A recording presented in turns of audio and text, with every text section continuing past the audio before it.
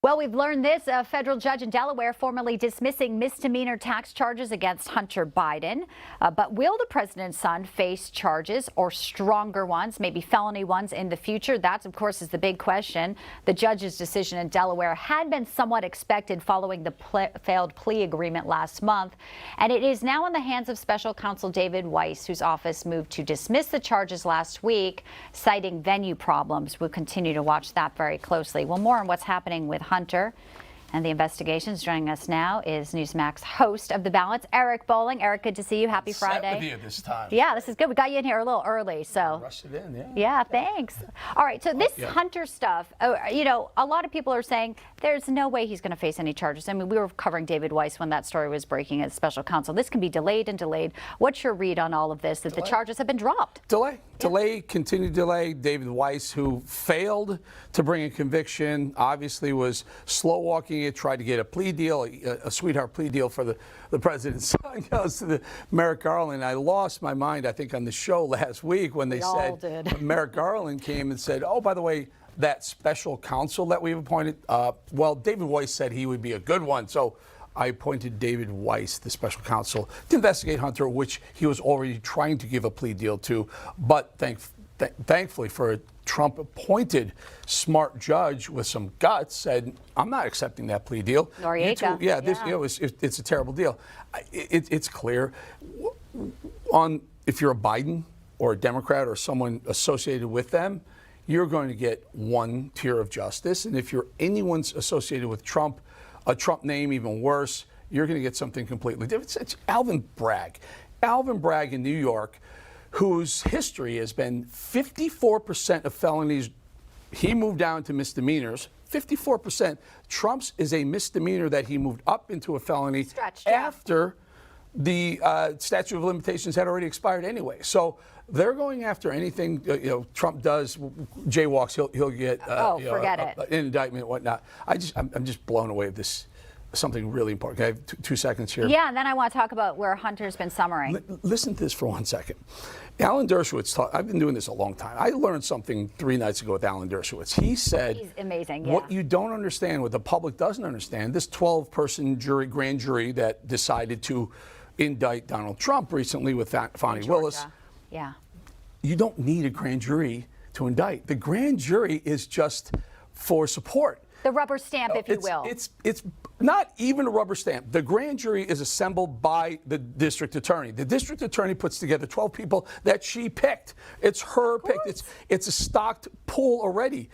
And then all of the information, all of the witnesses that go in front of the grand jury are the ones that Fani Willis and grand juries work, exactly. Every single one of them. And so now you have a situation where a grand jury, they could say acquit or don't indict, and she would have. The American justice system, I don't think people realize the power and control very frightening if they want to get you. Attorney has. Unbelievably. It can go against the will of a purely one-sided grand jury. They can still do it. Of course. It's incredibly dangerous. And that's why I think when the media is like another indictment, the indictment is the lowest threshold because the DA will handpick what they want to do, and it can be prosecutorial misconduct because they can slice and dice what they show to this grand jury. And as we saw in Georgia, that Emily Kors, the four-person, sounded like, I just wanted to get in front of the president, and when she went on CNN. I mean, these are the people who are voting to indict. So putting it all in perspective. It's just a vote. It doesn't have to be unanimous. It doesn't matter what they say ultimately. It's crazy. It is crazy. It is the system, and it seems like right now Donald Trump is fighting the system. But let's talk for a moment. I want to stay on Hunter because this report came out that he has been apparently summering at the White House. It's August, so for a lot of people, he spent 2 weeks there with his wife and his son. They left on July 5th, but we saw them on the balcony during the fireworks. This was right before the plea deal fell apart, Eric. So he's been spending a lot of time with his dad, and now we know some things had leaked out before, but Comer's letter yesterday put it in black and white. The emails, the pseudonyms, here they are: Robert Peters, Robin Ware, JRB Ware. This one email Friday morning schedule, it's only copying Hunter and his alias. And a lot of people say, here it is. Why would this be happening? Why would then Vice President have to use an alias? I mean, I don't have an alias. Do you have an alias? I don't have any aliases. I don't have even any alias emails, and I don't think my wife would appreciate it if I did, because had I had any alias emails, I was probably doing something nefarious. I will tell you that these alias, not only that, they now have tracked some of these emails to contacting some of Hunter's business partners. So when Joe Biden says, I have never had any contact with any of Hunter's business partners, well, maybe he meant he hasn't as Joe Biden, but he was identifying as Robert L. Peters, and Robert L. Peters was like this, and they were doing deals together.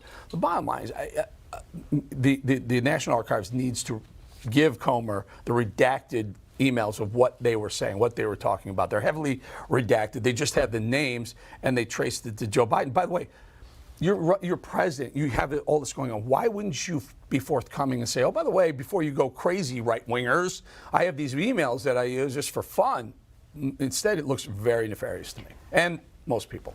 Of course, and you're right. If there's nothing to see here, well, come out and defend yourself and say this is it, instead of going to the beach every weekend and kind of ducking out, if you will. I think that the pseudonym emails, if it was a Republican Eric, we know it'd be a whole other. We've watched the IRS whistleblowers. We've watched Carlos Devin Danger, right? Or what was Romney? He was.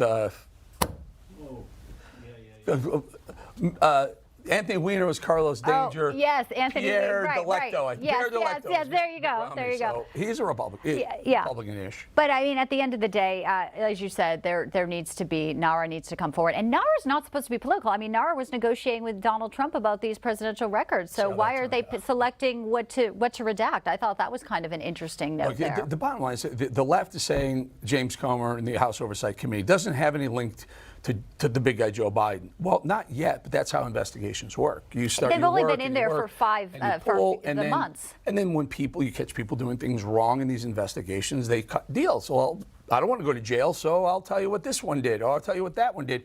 That's how you work an investigation. Of course, the left just wants you to nothing to see here, hurry up and go away, so that Joe can finish out his next year and a half before they replace him with. Michelle Obama, yeah. So surrender. Trump has a week to surrender to the Fulton County jail with the co-conspirators. We're thinking Tuesday's the presidential debate. You think he'll do some counter-programming? What do you think? I think CNN announced he was going to do counter-programming to the debate with Tucker Carlson. Yeah, but you think that'll really happen? I do. Why not? It's brilliant. He said he was going to call into some shows, so we're all asking, hey, Mr. President, why don't you call into our show, 8 o'clock? You just sat down with him last week in Bedminster. On Wednesday, the tail end of my show is up against the beginning of the Fox debate, so maybe he might. He can call in at noon here, preview the counter-programming. Yeah, but does he turn himself in on the same? I don't think so. Yeah. That's not a good look. Yeah, it's just not curious. a good look anyway. Don't forget, there's cameras in this courtroom.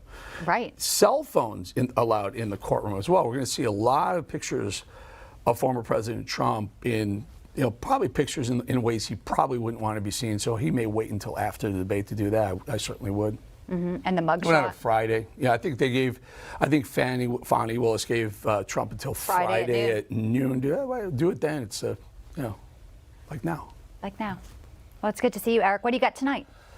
Larry Elder, and we got a couple of monologues. One of them is going to be on what I was talking about, lawfare, about how don't forget, George Soros is highly, highly involved in so many district attorneys around the country.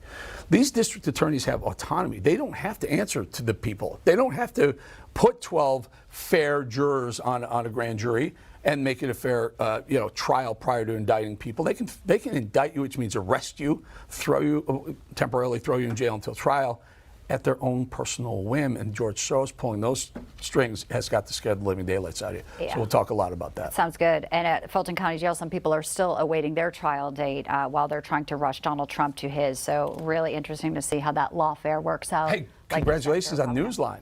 Yeah, we're Great excited. Look. We're pumped. Looks terrific. A lot of breaking news and a lot of big names, like Eric Bolling. I'm just down the hallway. Yeah, he's right here, folks. Thanks, Eric. We'll watch you tonight at 8 o'clock. Bianca. All right.